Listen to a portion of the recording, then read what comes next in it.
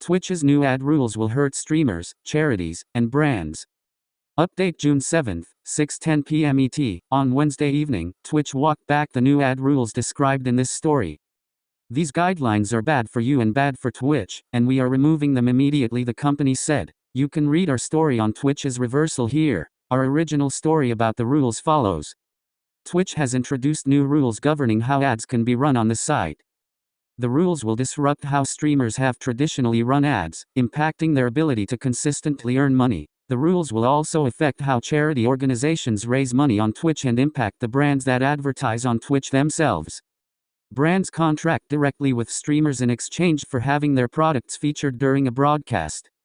Streamers have run these ads in myriad ways. They do ad reads, play sponsored games, display ads as graphics directly over their streams, cut away from a live stream to a pre-recorded video, and more.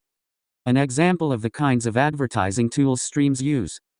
Twitch's new rules affect what it's calling burned-in ads, describing them as pre-recorded ads or commercials that are embedded directly into the stream. Starting July 1st, Twitch will no longer allow streamers to feature third-party display, video, or audio ads.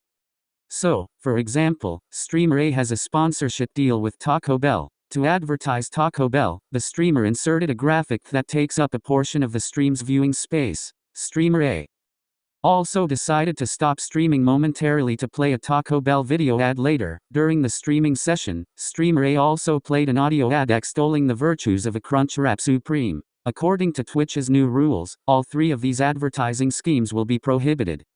1/3. Twitch's example of a soon-to-be prohibited burned-in video display ad. Image, Twitch. In the statement explaining the new rules, Twitch did share which kinds of ads would still be allowed. Streamers can still perform ad reads, they can also share their affiliate links and chat. Creators can still play sponsored games and feature sponsored products in the background. It is also allowing a form of display ads, provided they take up no more than 3% of the screen. However, there seems to be some confusion about whether the 3% rule applies to each individual ad or the total sum of ads displayed.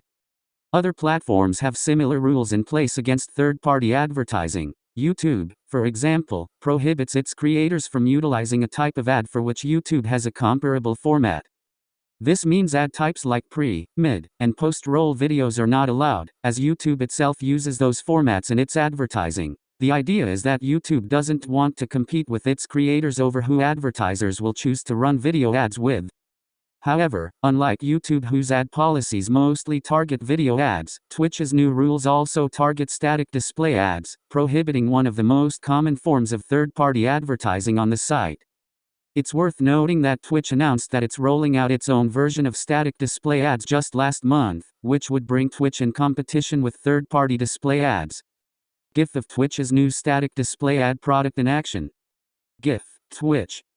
While a lot of the conversation surrounding earning money on Twitch is centered on Twitch's unpopular 50-50 revenue split, the consensus among streamers is that sponsorships are where streamers can make the most and, importantly, most consistent money. My Twitch paycheck stopped being my most reliable and largest income portion a long time ago, tweeted Lululovely, an FPS streamer with 1.3 million followers. Sponsorships are majority of my income, and it's really sad to see Twitch continuing to make decisions like this. Logos, banners, and other types of display ads are by far the most common form of sponsorship you will see, a chat moderator, who requested anonymity, tells The Verge. These limitations dramatically impact the revenue stream for these creators and will absolutely push mid-size streamers into an income bracket too low to remain full-time on the platform. These limitations dramatically impact the revenue stream for these creators. Esports broadcasts and charity streams also stand to lose out with the new rules. During GCX each year, we run heartfelt ads we get from St. Jude about their mission, history and goals. Ben Bowman, co-founder of the Gaming Community Expo whose team runs charity streams for the Children's Hospital, tells The Verge. Under the new rules, such avenues of communication go away. Bowman also expressed that it was unclear how certain endemic aspects of charity streams are impacted by the new rules. If overlays are also affected, this could cool the ability to build the hype around large moments on stream, he said. It could also interfere with the ability to display information-dense concepts that often drive donations. Bowman's example is best illustrated by Games Done Quick. It regularly hosts some of the biggest charity events on Twitch and just raised $2.2 million for Doctors Without Borders during its week-long summer gaming marathon. Throughout its events, GDQ employs tools like prominent milestone bars that track progress toward a goal or on-screen displays of bid wars that incentivize viewers to donate to ensure their choice wins. These tools drive viewer engagement and spending, and if such tools run afoul of Twitch's new ad rules, GDQ would have to change some of the core elements that make its events so successful.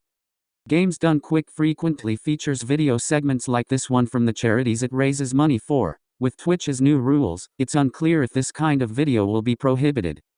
Coming from the charity side of things, our sponsors are the ones that makes the event happen, tweeted Sam Lupo, charity director for GCX and wife of popular streaming personality Dr. Lupo. If we can't promote them, they won't help us out and ultimately charity events won't be as big. Esports broadcasts, too, use the same advertising tactics targeted by the new guidelines. With recent stories about esport companies and leagues in financial trouble, with organizations pulling investments and laying off employees, taking a hit via ad revenue imperils an already precarious financial situation.